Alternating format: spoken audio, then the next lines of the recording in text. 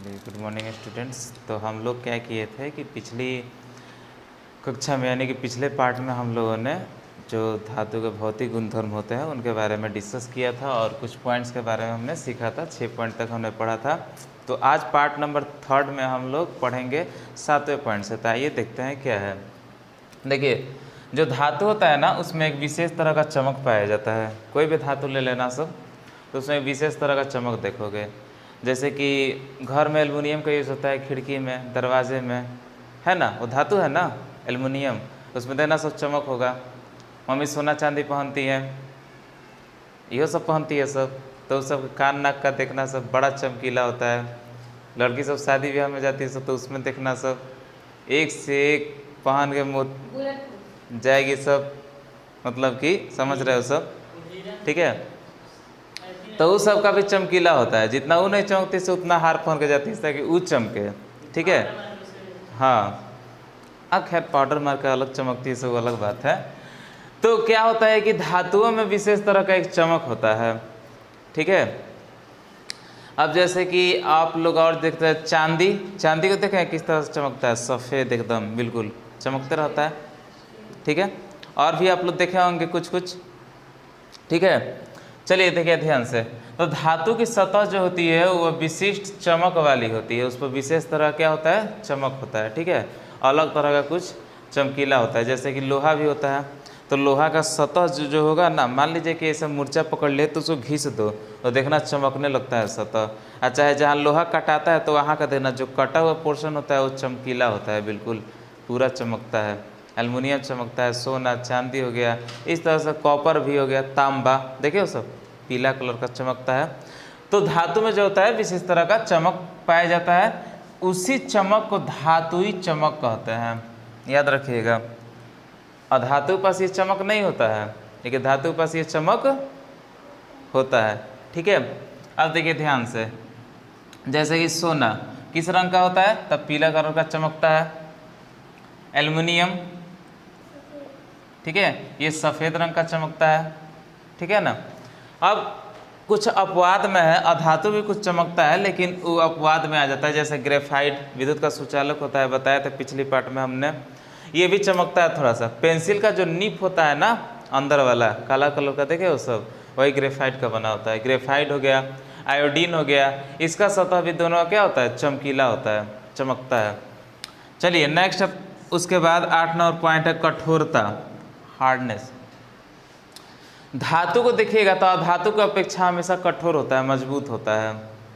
ये कहते हैं कि मान लीजिए कि एक लोहा का कोई टुकड़ा है, बटखरा है मेरे पास लोहा का, देखें आप लोग बटखरा, और एक ले लीजिए कुछ, मान लीजिए कोयला का ले लिए, किससे मारेंगे तो ज़्यादा चोट लगेगा, उससे मार देंगे तो ज़्यादा चोट लगेगा, या हार्डनेस होता है उसमें। अच्छा ठीक है, किसको पटक देंगे तो जल्दी टूट जाएगा, कोयला, ठीक है।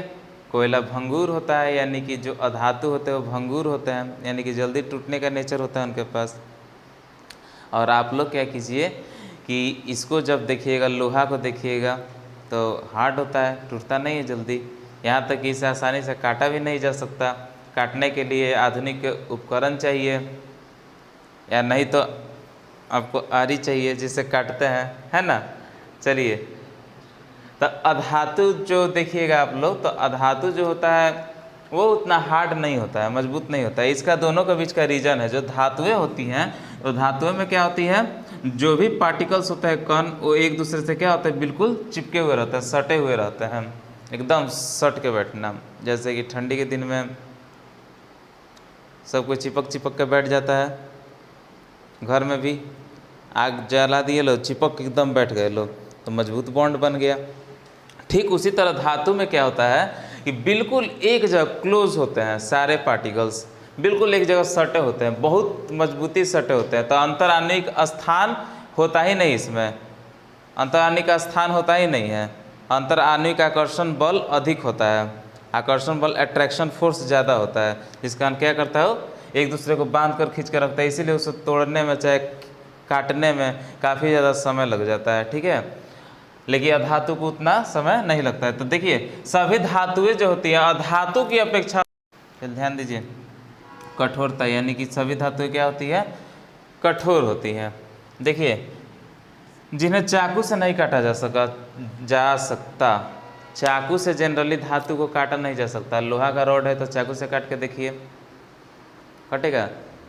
एल्युमिनियम है, तांबा है, कटेगा? नहीं कटेगा।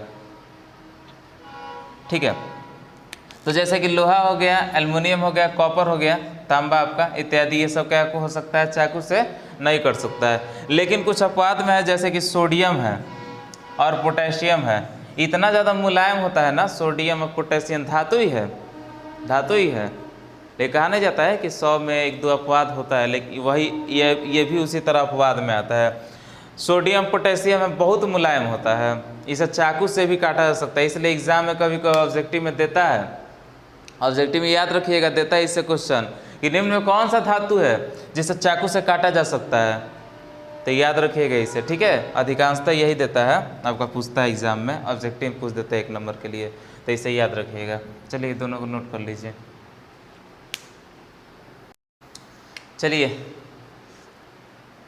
नेक्स्ट पॉइंट है वो जानना है कि ध्वनि, ठीक है, एक मेटेलिक साउंड होता है हर मेटल्स में, धातुओं में एक मेटेलिक साउंड होता है।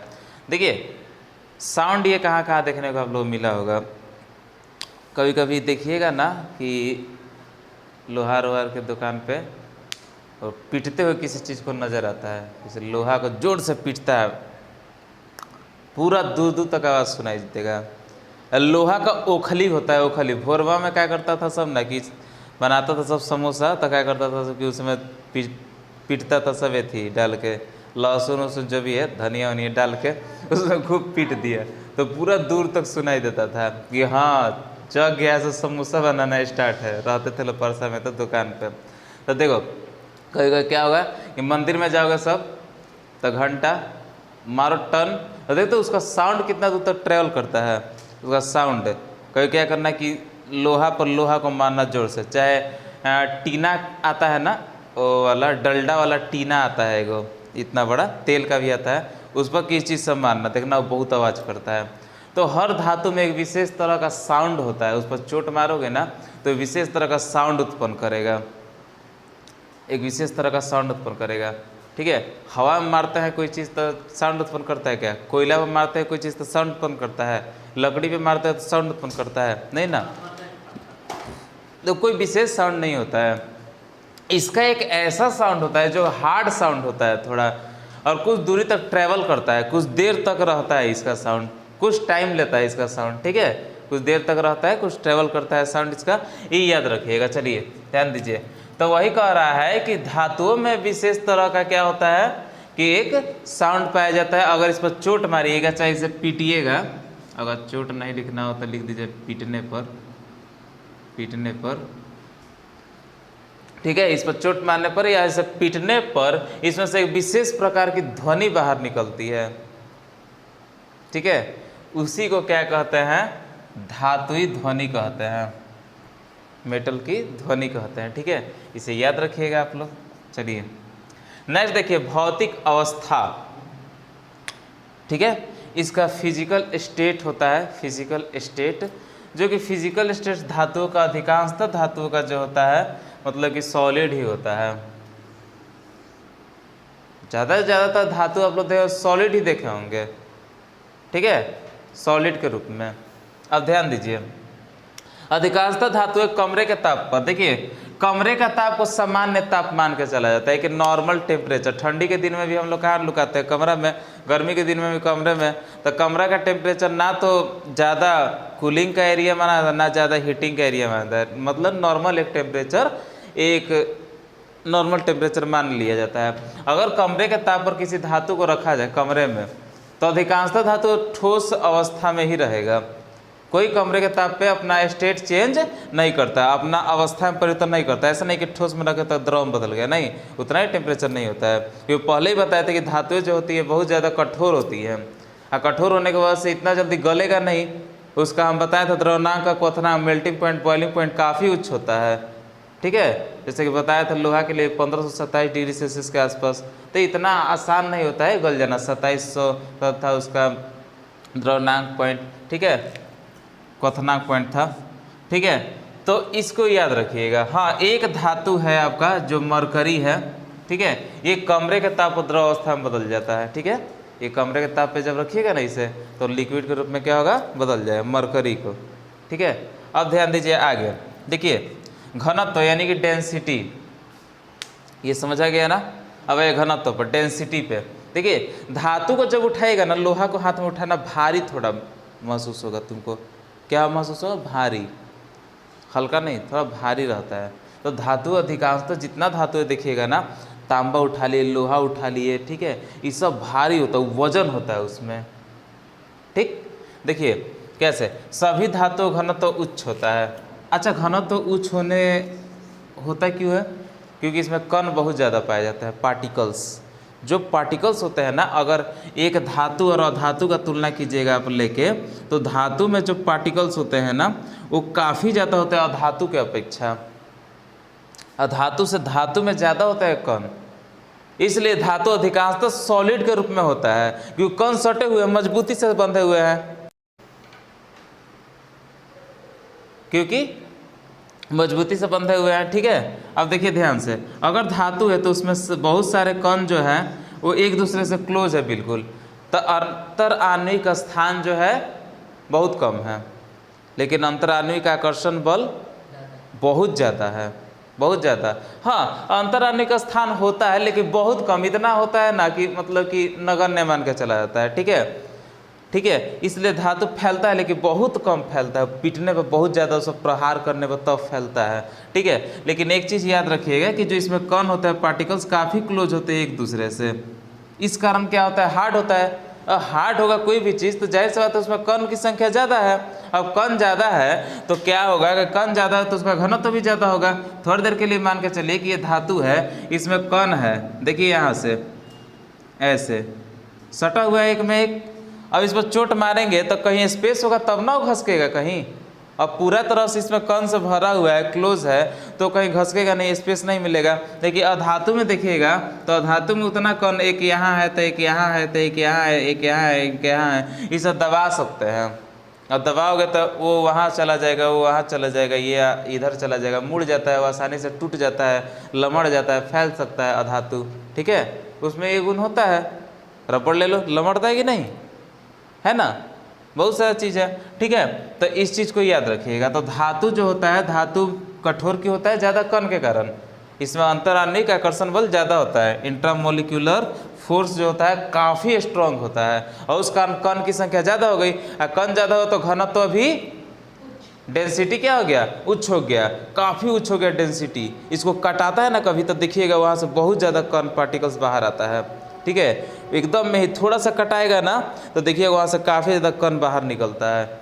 इससे पता चलता है कि कितना हार्ड होता है, कितना इसमें डेंसिटी उच्च होता है, इसका अंतर आणविक स्थान बहुत कम होता है। चलिए, आकर्षण बल ज़्यादा होता है, ठीक है। लेकिन अपवाद में कुछ जैसे कि सोडियम हो गया, मैग्नीशियम हो गया, मैग्नीज हो गया तथा एल्युमिनियम हो गया, ये इनका घनत्व जो होता है ये बहुत मतलब कि कम होता है, हल्का होता है। ये लोग हाथ में उठाएगा तो ये हल्का होता है थोड़ा, इसलिए इनका घनत्व क्या होता है, कम होता है। इसलिए क्या कहता है कि जब भी विमान बनाया जाता है, एरोप्लेन, उसमें एल्युमिनियम धातु का उपयोग ज़्यादा किया जाता है, क्योंकि हल्का होता है, उसे टेकअप करने में आसानी होगा। जितना कम वजन होगा उतना ज़्यादा प्लेन अच्छे चलेगा, तेज़ी से चलेगा, फास्ट चलेगा।